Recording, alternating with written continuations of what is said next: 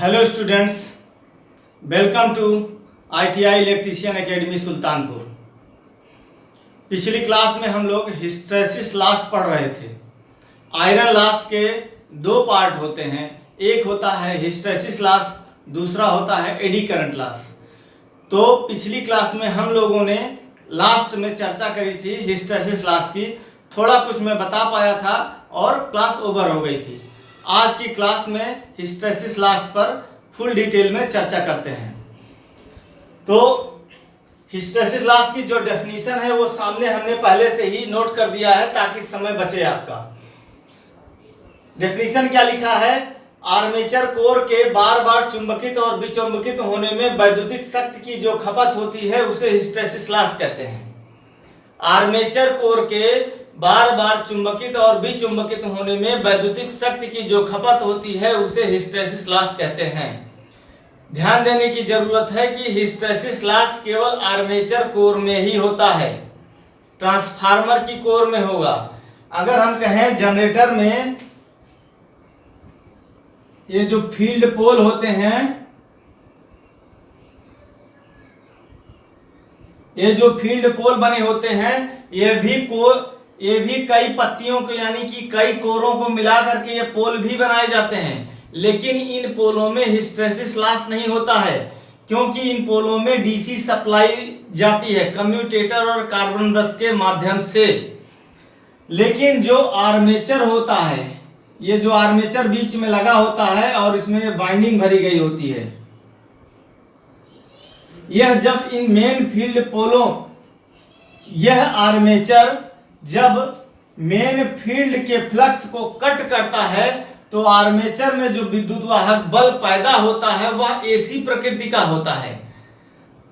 हम carbon brush और commutator लगा करके उसको डीसी बना लेते हैं और वह डीसी फील्ड पोल में चला जाता है, और फिर लोड को चला जाता है। लेकिन एक्चुअल में देखा जाए तो फैराडे ने जो कहा था कि जब किसी आर्मेचर को किसी चुंबकीय क्षेत्र में घुमाया जाता है, या ऐसा बोला था फैराडे ने, जब किसी चालक को किसी चुंबकीय क्षेत्र में घुमाया जाता है तो वह चालक उस चुंबकीय क्षेत्र की बल रेखाओं को काटता है, जिसके कारण उस चालक में एक विद्युत वाहक बल पैदा हो जाता है। तो वह विद्युत वाहक बल जो पैदा होता है वह एसी प्रकृति का होता है। यह कभी भी दिमाग में मत रखिएगा कि आर्मेचर मेन फील्ड की बल रेखाओं को जब काटता है तो उसमें डीसी पैदा होता है। नहीं, पैदा एसी होता है। आउटपुट लेने के आधार पर हम डीसी या एसी बना लेते हैं। अगर स्लिप रिंग लगाते हैं तो एसी प्राप्त होता है, अगर कम्यूटेटर लगा देते हैं तो डीसी प्राप्त होता है।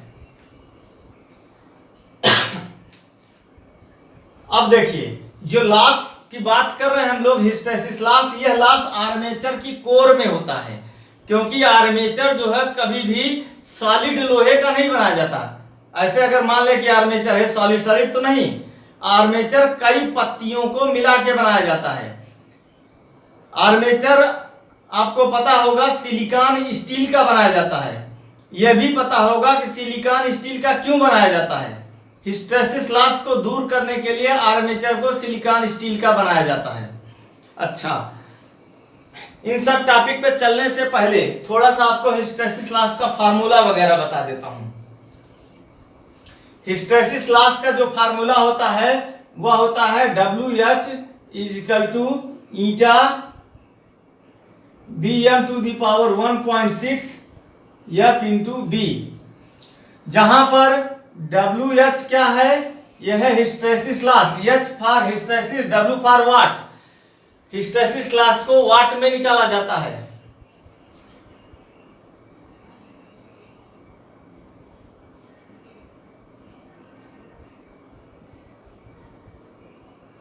हिस्टैसिस लॉस, और ईटा है आपका हिस्टैसिस कांस्टेंट।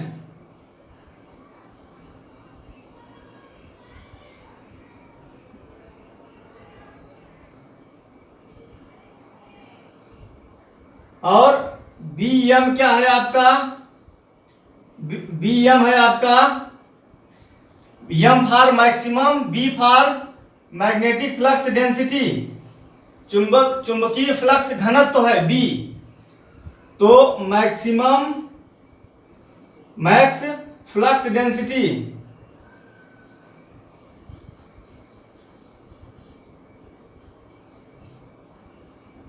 किसमें होता है? मैग्नेटिक फ्लक्स डेंसिटी का मात्रक होता है वेबर प्रति मीटर स्क्वायर। वेबर प्रति मीटर स्क्वायर। एफ है आपका फ्रीक्वेंसी हर्ट्ज में। उसके बाद वी आपका है कोर का आयतन। कोर का आयतन को यानी कि लंबाई चौड़ाई मोटाई सबको गुणा करके आयतन निकालेंगे। वॉल्यूम ऑफ कोर, ये इतनी चीजें हैं।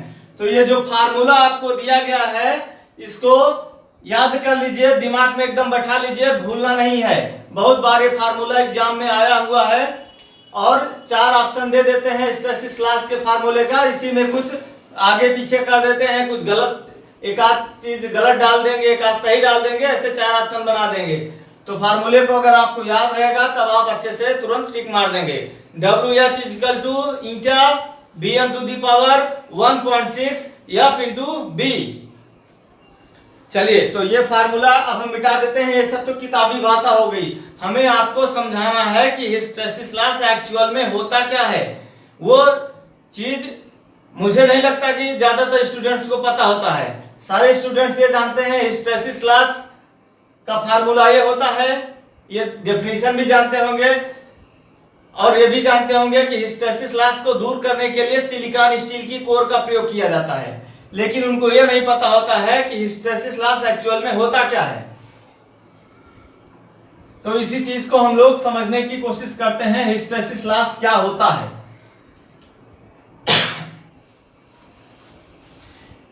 इसको समझने के लिए आपको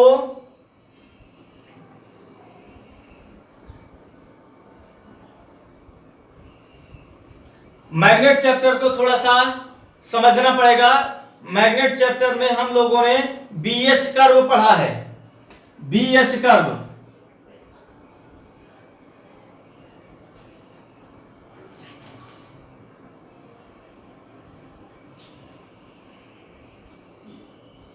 BH कर्व,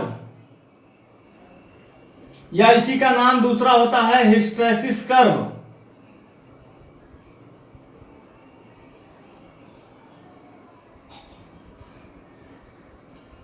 तो हिस्टैरिसीस कर्व खींचने से पहले मैं थोड़ा सा मैग्नेट चैप्टर में चलना चाहूंगा, अदरवाइज आपको समझ में नहीं आएगा।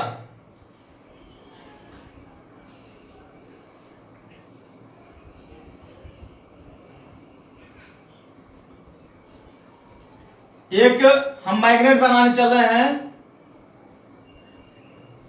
2 मैग्नेट बनाएंगे। इस पर हमने बाइंडिंग कर दिया।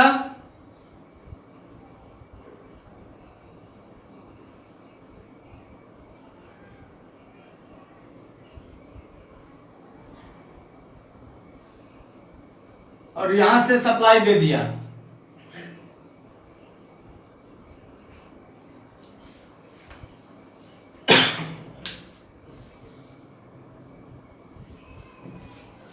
चलिए, ये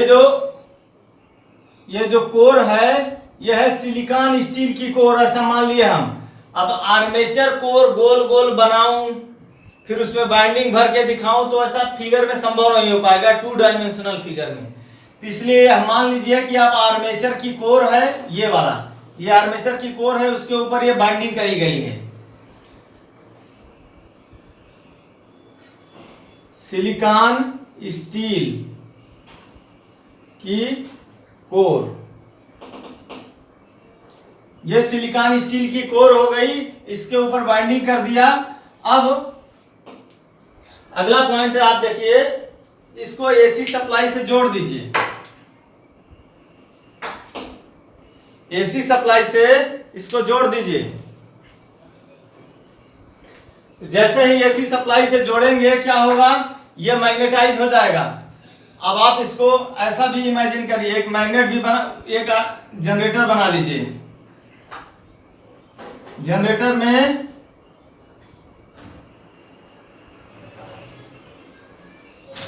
इधर ये फील्ड पोल हो गए और ये आर्मेचर हो गया। आर्मेचर में ये बाइंडिंग हो गई। जब आर्मेचर को घुमाऊंगा तो फील्ड पोल की बल रेखाओं को काटेगा, जिसके कारण आर्मेचर में एसी विद्युत वाहक बल पैदा होगा। साथ ही साथ एसी विद्युत वाहक बल जब पैदा होगा तो आर्मेचर कोर में भी मैग्नेट बन जाएगा। आर्मेचर कोर में जो मैग्नेट बनेगा वह एसी प्रकार का मैग्नेट बनेगा, यानी कि अल्टरनेटिंग स्वभाव वाला मैग्नेट। अल्टरनेटिंग स्वभाव वाले मैग्नेट का मतलब यह हुआ कि एसी जो है यह हाफ साइकिल पॉजिटिव चलती है और हाफ साइकिल निगेटिव। इस तरह से हम मान लेते हैं कि एसी का एक साइकिल है, ये पॉजिटिव कला है, ये निगेटिव कला है। तब जैसे ही आर्मेचर इस फील्ड पोल की बल रेखाओं को काटेगा, आर्मेचर में विद्युत वाहक बल बनना शुरू हो जाएगा। अब एसी प्रकार का विद्युत वाहक बल बनेगा तो जो आर्मेचर कोर है, ये जो आर्मेचर कोर है इसमें जो मैग्नेट बनेगा वो भी एसी प्रकार का, यानी कि प्रत्यावर्ती चुंबकीय क्षेत्र बनेगा इसका। यानी कि प्रत्यावर्ती चुंबकीय क्षेत्र का मतलब हाफ साइकिल पॉजिटिव में जब रहेगी करंट तो हम मान लेते हैं कि यह जो है एन पोल बनेगा और ये एस पोल बनेगा, ऐसा हम मान लिए। तो अगली हाफ साइकिल में जैसे ही ये निगेटिव साइकिल में ऐसी जाएगी, यही पोलरिटी चेंज हो जाएगी तुरंत। ये एस पोल बन जाएगा और ये एन पोल बन जाएगा। पोलरिटी तुरंत की तुरंत चेंज हो गई। तो यही चीज वो कह रहा है। आप थ्योरी को देखिए, आर्मेचर कोर के बार बार चुंबकित और विचुंबकित होने में विद्युत शक्ति की जो खपत होती है उसे हिस्टैरिसीस लॉस कहते हैं। माने पहले हाफ साइकिल में उसकी जो पोलरिटी थी कोर की वो एन एस थी। अगले हाफ साइकिल में इस कोर की पोलरिटी हो गई एस और एन, यानी कि बीच में एक बार जीरो भी हुआ होगा। इस कंडीशन में जब एसी सप्लाई जीरो पर पहुंचेगी तो इसका चुंबकत्व भी समाप्त हो जाना चाहिए। लेकिन क्योंकि यह कोर सिलिकॉन स्टील की बनी हुई है इसलिए इसका चुंबकत्व समाप्त नहीं होता है। यही चीज आपको समझाना है यहां पर।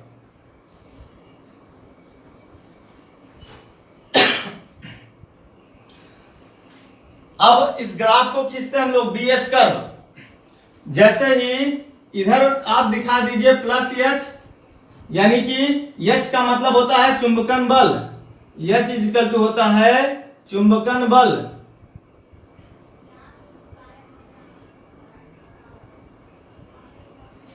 जब पॉजिटिव दिशा में, यानी कि इधर ये पॉजिटिव साइकिल में जब पॉजिटिव दिशा में चुंबकन बल हम लगाते हैं, यानी कि धारा बहती है, तब जो है यह चुंबकित होना शुरू होगा।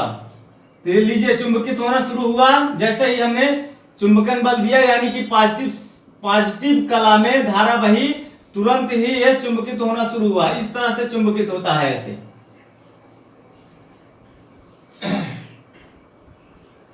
इसके बाद देखिए ये पॉजिटिव हाफ साइकिल में यहां तक चुंबकित हो गया, यहां तक। इसके बाद क्या हुआ, जीरो हो गई। एसी का मान जीरो हो गया। 1 सेकंड में 50 बार यह प्रक्रिया होगी। तो एसी का मान जब जीरो हो गया तो तुरंत ही इसका चुंबकत्व का मान भी जीरो हो जाना चाहिए। लेकिन क्योंकि यह कोर सिलिकॉन स्टील की बनी हुई है इसलिए इसका चुंबकत्व का मान जीरो नहीं होता है। यह लाइन यहां लौटती है इस तरह से। इस तरह से आप समझ सकते हैं। यहां पर जीरो पर नहीं आई, यहां पर आई। इस ग्राफ को थोड़ा सा अच्छे से खींचते हैं। ऐसे आप समझ लीजिए ये लाइन ऐसे लौटी, माने इस लौटना उसको इस पर था, लेकिन क्योंकि सिलिकॉन स्टील में रेजिडुअल मैग्नेट छूट जाता है। एक बार सिलिकॉन स्टील को आप चार्ज कर देंगे, उसके बाद जब हटा लेंगे तो एक बार चार्ज कर देंगे, उसके बाद जब सप्लाई हटा लेंगे उसके बाद भी इसमें मैग्नेटिज्म का कुछ ना कुछ गुण रह जाएगा, जिसे हम बोलेंगे रेजिडुअल मैग्नेट। तो इस पॉइंट को हम ले लिए O मान लिए, इस पॉइंट को हम मान लिए R1। OR1 के बराबर इतना रेजिडुअल मैग्नेट इसमें रह गया। कहां पर, जब एसी जब जीरो हुई यहां पर, तब जीरो पर इसका मैग्नेटिज्म नहीं आया, यानी कि इस तरह का पोलरिटी बना रह गया, इस तरह का एन एस पोलरिटी बना रह गया। अभी इसमें चुंबक है, जीरो सप्लाई तो जीरो हो गई, लेकिन फिर भी इसका चुंबकत्व का मान जीरो नहीं हुआ। अच्छा, अगली साइकिल में जब निगेटिव साइकिल में जब ये चलेगी तब क्या होगा, वह इसको विपरीत दिशा में चुंबकित करने की कोशिश करेगी, इस कोर को यस बनाने की कोशिश करेगी इसको, और इसको यन बनाने की कोशिश करेगी। लेकिन पहले जो चुंबकत्व उसमें रह गया है यानी रेसिडुअल मैग्नेट, उसको समाप्त करना पड़ेगा, जीरो करना पड़ेगा।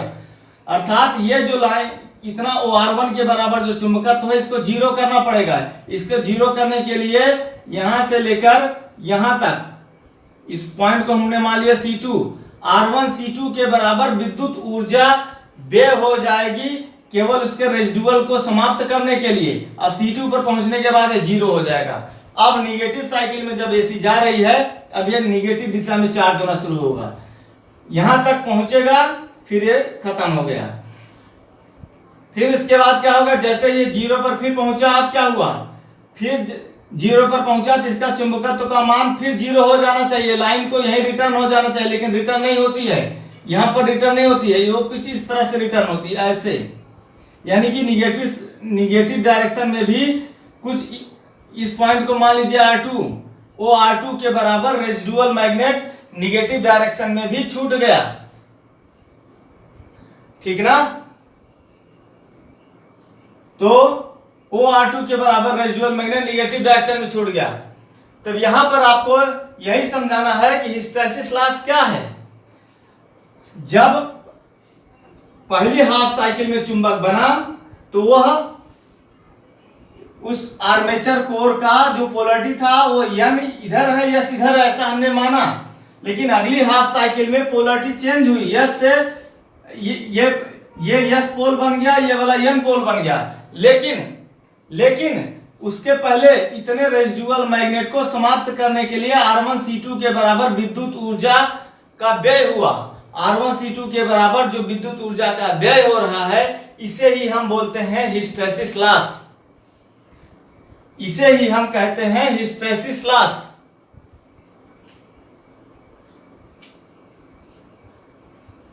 उम्मीद कर रहा हूं कि आपको समझ में आया होगा। यही चीज अभी मैं यही चीज कह दूं, डीसी पर लगा दूं, डीसी पर, तो डीसी पर कोई हिस्टैरिसीस लॉस नहीं होगा, क्योंकि डीसी इसी कोर को अगर आप डीसी सप्लाई दे दीजिए ना, तो ये P ये N बना है तो N रहेगा, S बना है तो S रहेगा। अब डीसी में पोलरिटी चेंज नहीं होगा, क्योंकि डीसी का दिशा परिवर्तन नहीं होता है, डीसी में पोलरिटी चेंज नहीं होगा। जब पोलरिटी चेंज नहीं होगा तो कोई रेसिडुअल मैग्नेट को समाप्त करने की जरूरत नहीं है, इसलिए हिस्टैरिसीस लॉस डीसी में नहीं होगा। जैसे फील्ड पोल की बात करते हैं हम लोग, ये फील्ड पोल होते हैं, ये फील्ड पोल भी एक एक कोर के बने होते हैं, कई पत्तियों को मिला के बनाए जाते हैं। तो फील्ड पोलों में क्योंकि डीसी सप्लाई जाती है, इसलिए इसमें हिस्टैरिसीस लॉस नहीं होता है। हिस्टैरिसीस लॉस केवल आर्मेचर कोर में होता है, क्योंकि आर्मेचर कोर में एसी धारा बहती है। एसी धारा बहेगी तो बार बार आप देखिए कि यही कोर अभी N पोल साउथ पोल में है, अगले ही क्षण यही कोर का ये सिरा जो साउथ बन जाएगा, N बन जाएगा।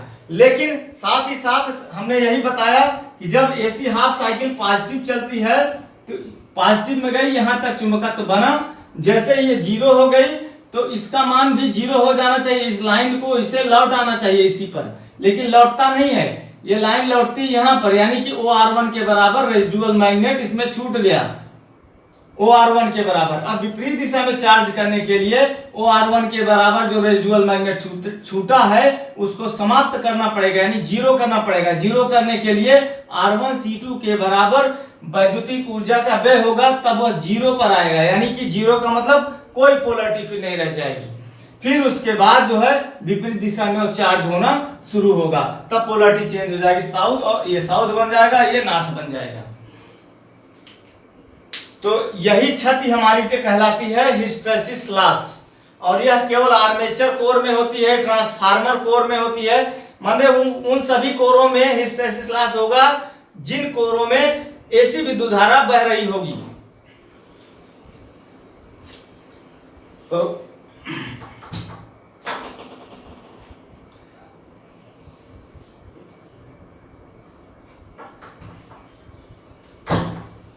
इसमें से कुछ लिखना हो आपको, कुछ स्क्रीनशॉट लेना हो तो आप ले लीजिए।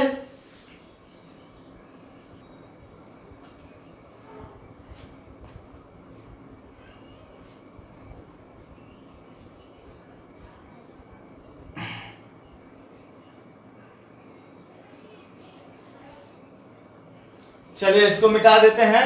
अभी एक चीज इसमें आपको हम और बताना चाह रहे हैं कि बहुत ही डिटेल में जब मैं जा रहा हूं, थोड़ा सा ज्यादा डिटेल में जा रहा हूं, वैसे ज्यादा जरूरत नहीं है जाने में डिटेल में, क्योंकि आईटीआई के बच्चे ज्यादा डिटेल में जाना चाहते भी नहीं है, लेकिन फिर भी मैं बता दे रहा हूं, जो स्टूडेंट इंटरेस्ट लेंगे उनको मजा आएगा।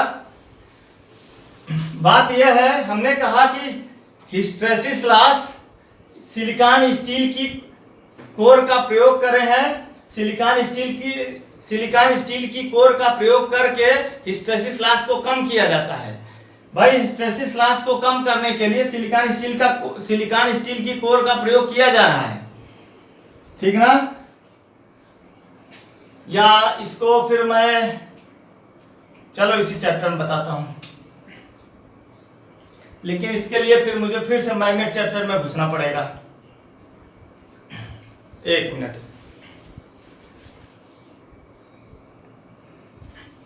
चलो इसी में बताते हैं, इसी क्लास में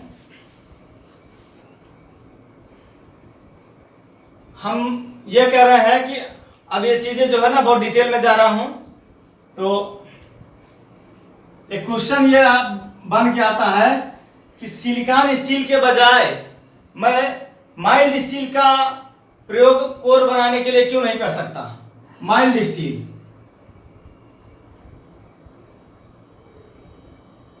नर्म लोहा, नर्म लोहे का जो हिस्टैरिसीस कर्व होता है कुछ इस तरह से होता है,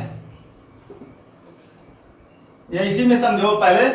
अगर मान ले सिलिकॉन स्टील की कोर नहीं है, इसको हम मान लें ये सिलिकॉन स्टील की कोर नहीं, ये माइल्ड स्टील की कोर है, माइल्ड स्टील। अब इसमें मैं एसी सप्लाई दे दिया, लीजिए, तब क्या होगा, ये जैसे एसी सप्लाई दूंगा प्रत्यावर्ती प्रकार का चुंबक बनेगा इस कोर में, एन बन गया एस बन गया। एसी के हाफ साइकिल में ये एन बना एस बना, अगले ही हाफ साइकिल में फिर क्या हो जाएगा, यही एस बन जाएगा, यही एन बन जाएगा। लेकिन इसमें हिस्टैरिसीस लॉस होगा माइल्ड स्टील में। माइल्ड स्टील में हिस्टैरिसीस लॉस ना के बराबर होगा। क्यों? क्योंकि जितनी देर तक मैं सप्लाई दिए रहूंगा उतनी ही देर तक इसमें मैग्नेट रहता है, सप्लाई हटाने के बाद इसमें रेजिडुअल नहीं रहता है। अर्थात जैसे ही एसी हाफ साइकिल में गई, हाफ साइकिल ये पूरा एसी चली, ये मैग्नेटिक इस प्रॉपर्टीज में आई है, एन पोल बन गया, एस पोल बन गया। जैसे ही एसी जीरो होगी इसका चुंबकत्व भी जीरो हो जाएगा, इसमें रेजिडुअल मैग्नेट नहीं रहता है। ये आपको जानना चाहिए कि माइल्ड स्टील में रेजिडुअल मैग्नेट नहीं रहता है। जैसे ही अगले निगेटिव साइकिल में जाएगी फिर एस बन जाएगा, एन बन जाएगा, इसमें कोई प्रकार का हिस्टैरिसीस लॉस नहीं होगा, क्योंकि रेजिडुअल मैग्नेट इसमें रह नहीं जाता है।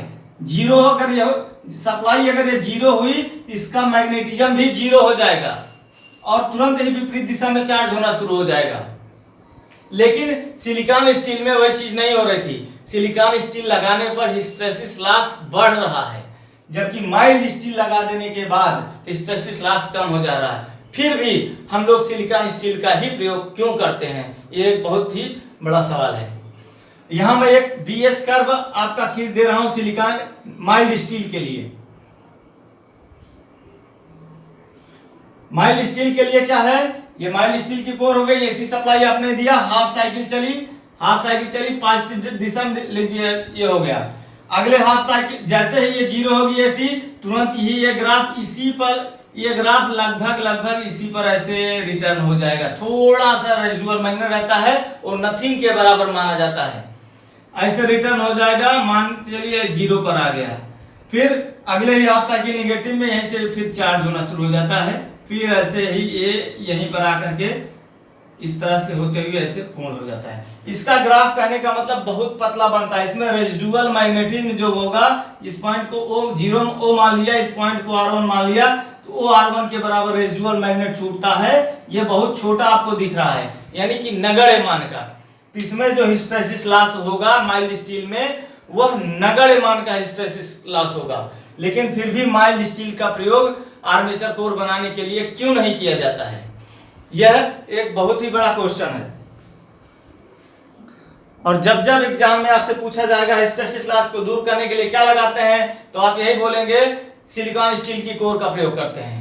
जबकि सिलिकॉन स्टील का लगा देने से ना हिस्टैरिसीस लॉस बढ़ जाता है। देखिए सिलिकॉन स्टील का ये ग्राफ, ये जो BH कर्व खींचा हूं, ये सिलिकॉन स्टील का है। इसमें OR1 बड़ा है, इसमें OR1 छोटा है, माने थोड़ा सा एनर्जी वेस्ट होगा रेजिडुअल मैग्नेट को समाप्त करने के लिए, निगेटिव साइकिल में चार्ज होने के लिए। इसमें इतना ज्यादा R1C2, इतना ज्यादा रेजिडुअल मैग्नेट, इतना R1C2 के बराबर विद्युत का लॉस होगा, एनर्जी का लॉस होगा रेजिडुअल मैग्नेट को समाप्त करने के लिए। तो यानी कि हिस्टैरिसीस लॉस सिलिकॉन स्टील में ज्यादा होगा, जबकि माइल्ड स्टील में कम होगा। इसका रीजन क्या है? इसका रीजन अभी आपको जब हम नेक्स्ट क्लास में एडी करंट लॉस पढ़ा लेंगे फिर बताएंगे इसका रीजन क्या है। अभी आप लोग सोचिएगा, अगर किसी को कुछ समझ में आएगा तो हमें बताएगा। तो चलिए ठीक है, आज की क्लास में बस इतना ही। अगर किसी को कोई सुझाव देना हो तो बताएगा हमें। उम्मीद कर रहा हूं कि मैं अच्छे से समझा लिया होऊंगा। थोड़ा सा क्रिटिकल लेंथी चीजें हैं ये सब, फिर भी मैंने बेहतरीन समझाने की कोशिश किया है। अगर अच्छा वीडियो लगा हो तो आप लाइक और सब्सक्राइब जरूर करिए और चैनल को थोड़ा सा बढ़ाइए, लोगों तक, नीडफुल स्टूडेंट्स के पास तक हमारे चैनल को पहुंचाइए, ताकि मेरा भी थोड़ा उत्साहवर्धन हो। और ये जो मैं आपको बताना चाहूंगा, ये जो कर्व है, ये कर्व आप ध्यान में रखिएगा। ये आगे इस तरह से चला जाता है, इस तरह से ये कर्व ध्यान में रखिएगा। ये बहुत बार आया हुआ है, एग्जाम में आ जाता है, ऐसे ही कर्व बन के आ जाएगा और पूछ लेगा आपको किसका कर्व है ये। तो आप पढ़े रहेंगे तो बता देंगे कि ये BH कर्व है, किसका? सिलिकॉन स्टील का। स्टील वगैरह का रहेगा या नर्म लोहे का रहेगा तो ये गैप बहुत कम रहेगा, ध्यान रखना। ये गैप बहुत कम रहेगा, ये गैप समझ लो बहुत कम रहेगा, यही पास से एकदम आ जाएगा। नर्म लोहे के लिए या स्टील के लिए, माइल्ड स्टील के लिए जितना हार्ड मटेरियल लेते जाओगे, यानी कि मिक्स एलॉय लेते जाओगे आप, उतना ही ये गैप बढ़ता जाएगा, यानी कि रेजिडुअल मैग्नेटिज्म उन सब में उतना ही बढ़ता जाएगा। तो मिक्स एलॉय जब लेंगे तो उसमें रेजिडुअल मैग्नेटिज्म बढ़ता जाएगा, तो हिस्टैरिसीस लॉस भी बढ़ता चला जाएगा। लेकिन यहाँ पर जो है सिलिकॉन स्टील का प्रयोग करके हिस्टैरिसीस लॉस और एडी करंट लॉस दोनों को बैलेंस किया जाता है, ताकि ना तो एडी करंट लॉस ज्यादा हो ना हिस्टैरिसीस लॉस ज्यादा हो। क्योंकि एडी करंट लॉस भी आर्मेचर की कोर में ही होता है। आर्मेचर की कोर में दो लॉस होते हैं, एक हिस्टैरिसीस लॉस और एक एडी करंट लॉस। तो चलिए ठीक है, आज की क्लास के लिए, इस क्लास के लिए बस इतना ही। नेक्स्ट क्लास में मिलते हैं आपसे हम एडी करंट लॉस को लेकर के।